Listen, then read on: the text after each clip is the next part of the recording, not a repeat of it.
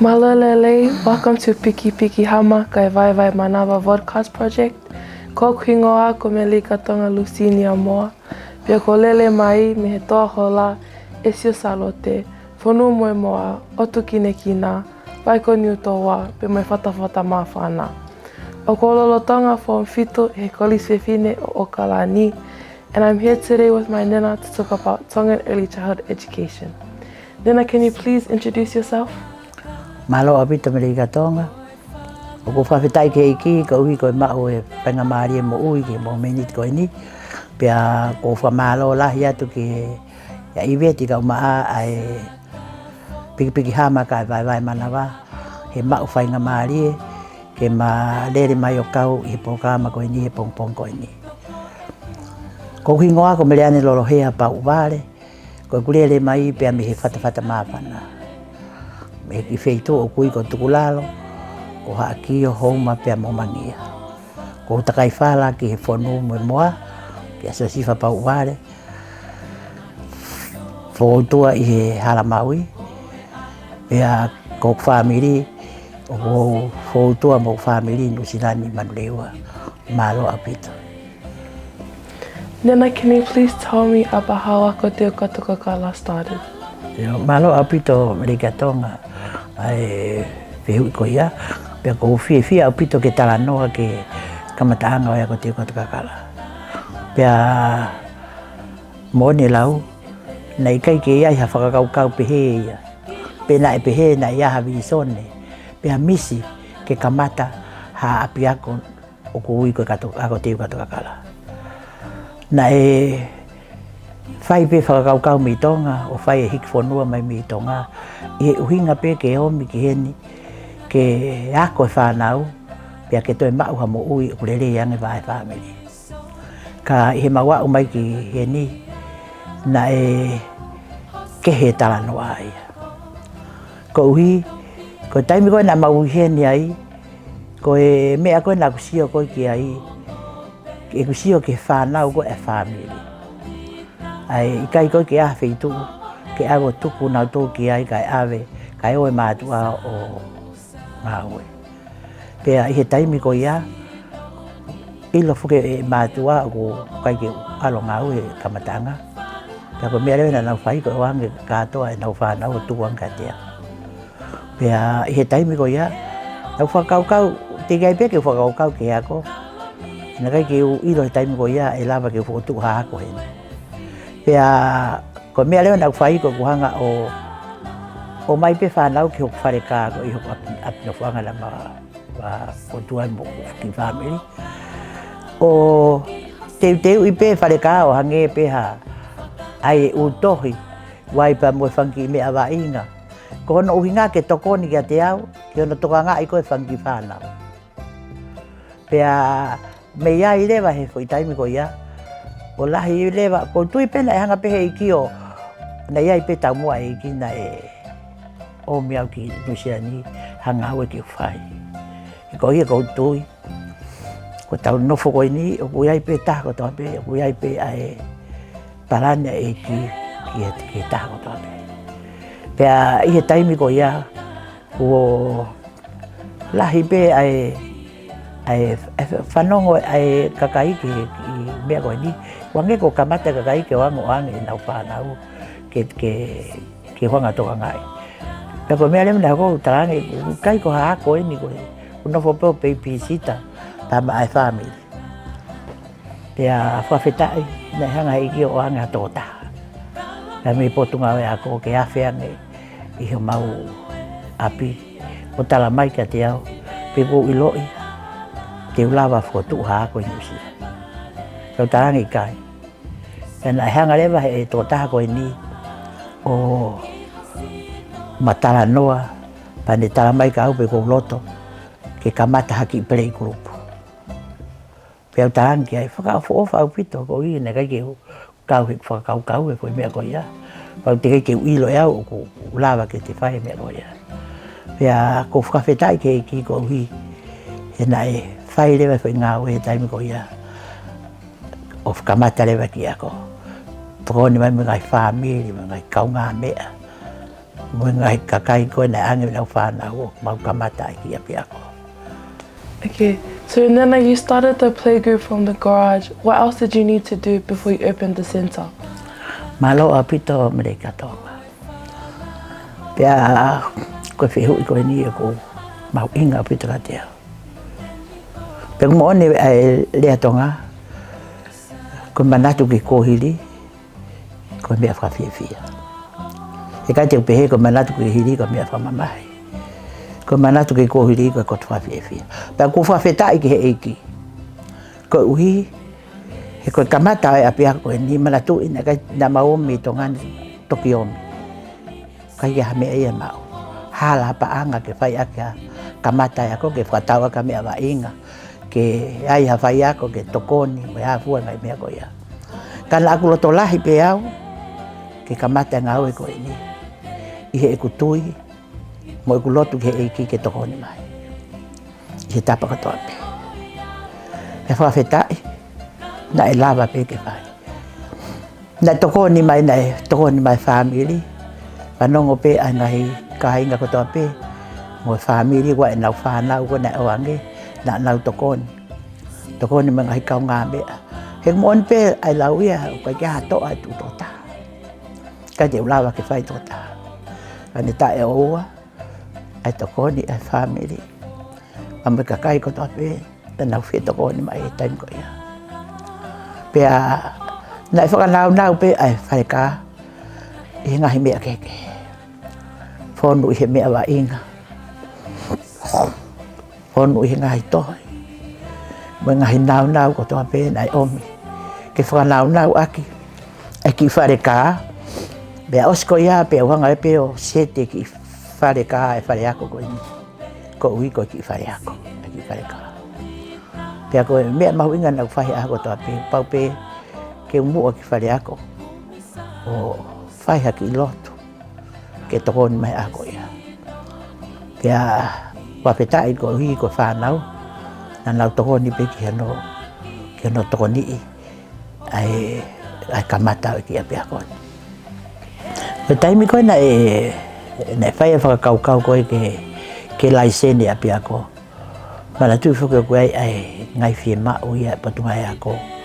Pea toki lawa ke laisene ako. Kauai e ako. Ke te mauha e te kori whai ki ai. Pea mangai mea lahi whie mau ki ai ke me whare ako, me api ako. Pako mea rewa nei whakaukau koe ki ai. Whakaukau ke whoke o ako. Pea au lewa whai ako. O se tau e tolu o e ako. Ai ako e wafe mataha eni. I he wafe matolu. Pea au rewa ke wafe mawha. Pea koe tue te wafe mawha. I me he iuti. Ai maurewa ai Petra koe ke education. Koe ngā kai pea lawa rewa ke te lesisita rewa hoko ko whea ko lesisita. Ko hika kamata ai ako. Pea me iai rewa pa taimi koe nai osi aina mau kamata rewa ke whai ngā ue. Ke whahakore paanga mua ngahi umea pehe ko no uinga. Moto iai hakau whai ako ke nau huo ako. Ko no uinga ke lawa ke tokoni mai. Kai lawa ke whukotuu ai ako te katu kakara. Pea i lawa rewa no whakakato ngahi umea ko ia. Pea whahetai nei hanga o mai me pule anga e paanga o langa ke ai. Api ako mau hiki ke ai koe ni taini mi. Malo Ikatonga. Koe ha o whakakaukau ki o ako he taini mi. O kuke mo manatu me rie ki o kamata me ako te katakala. O kua na ia no aonga ka te koe. Ki o whanonga whaka ako. Pina kai ki aonga ka te koe. Malo dena ko tui pe nai mahu inga pe ko ako e ako te katakala. Ke uhi ke o lava o lea whakatonga lelei. Pe ke hoko e tahine tonga lelei. O ko mana tui pe ke isi i. Na ako alpe ke ako mo koe. Pena ake ako e au ke hoko ke tahine lelei. And I think that being able to go to Tongan preschool, especially in a foreign country where English is the dominant language, has been such a privilege and an honor.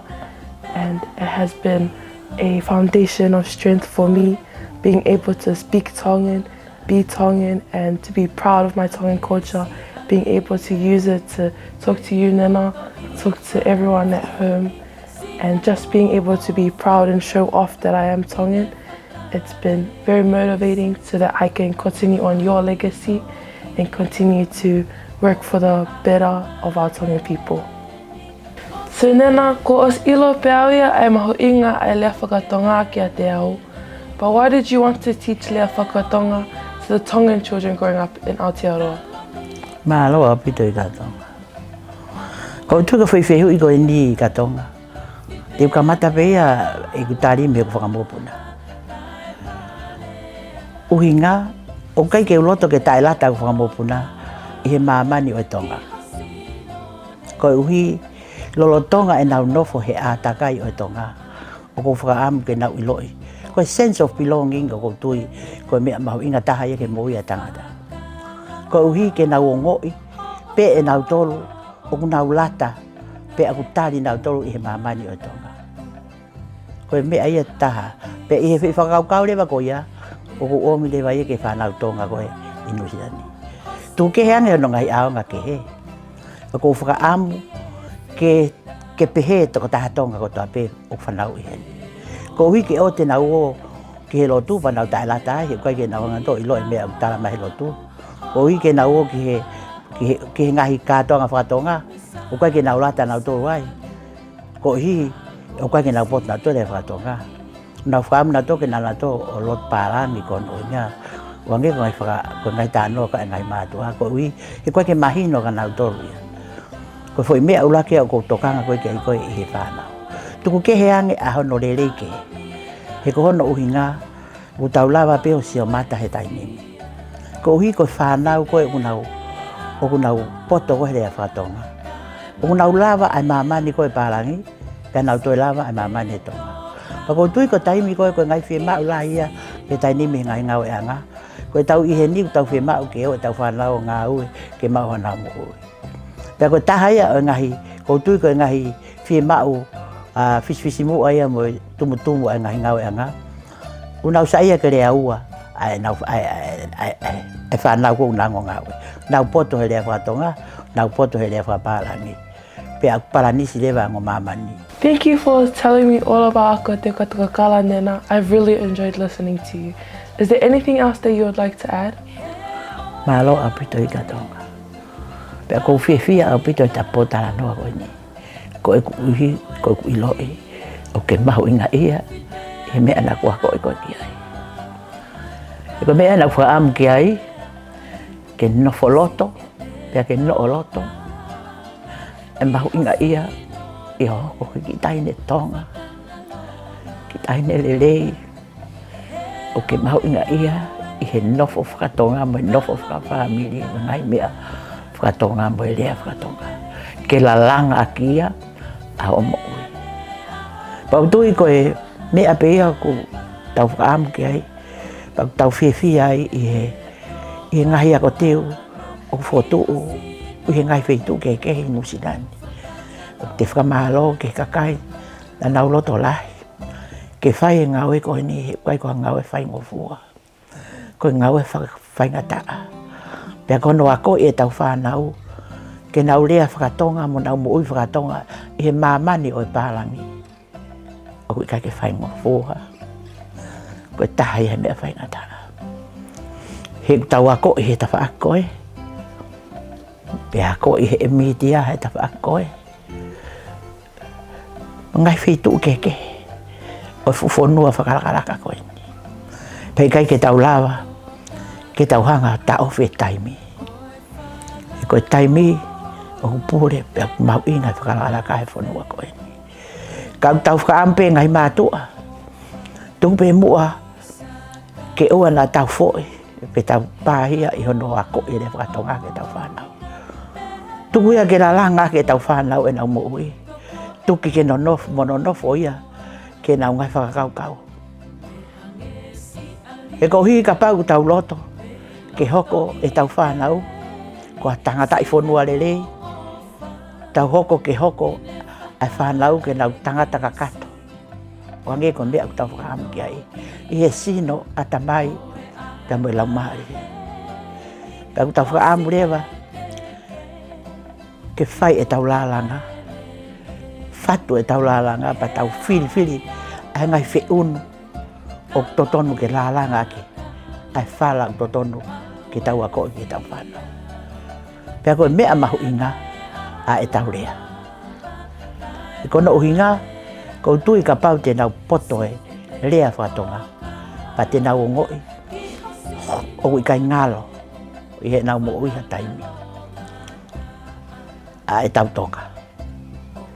Pei kai ke ngalo e nau mo ui ai nofo a kainga. Kai ke ngalo e nau mo ui ai aho tau ngahi loto whare. Koe whatu ho tau ngahi family. Koe tamai. Koe whae. Pea koe e whanau. Pea koe ngahi waa ke tau tau. Pea koe ngahi whakaapa ke tau tau. Pea ngahi whaiwei toka i ake. Pea tau tui lewa te tau lata e tau whanau. Ke hanga e tau nofo. Ko uhi. Ke kui kai ke tau lawa ke tau hanga. O tukuhangi. Ai ngahi mea na e lalanga mo whaua ki tau tolu. O tau tuku moia. E tau kei ofa pe tau tolu e tau mea whatonga. Pau tau kei roto pe tau tolu ki tau hia e tau whanau. E koe mea tau mau inga ia. Whaampe he whiat koe ni. Tokoen mai eiki. E tau tolu ko tau pe. O tau matea ki. E tau whanau. Ke nau hoko koe whanau lelei. Mo whanau Tonga lelei i Aotearoa. Ko uhi ke tauhi. Mo puke e tau rea whatonga. Pea wha Malo atu hoki ki he vaevae manava. Malo e mau whenga maari. Malo aupito nena he talanoa maali. That's the end of our talanoa today for PIKIPIKI HAMA KAE VAEVAE MANAVA talanoa ko teo. Malo aupito.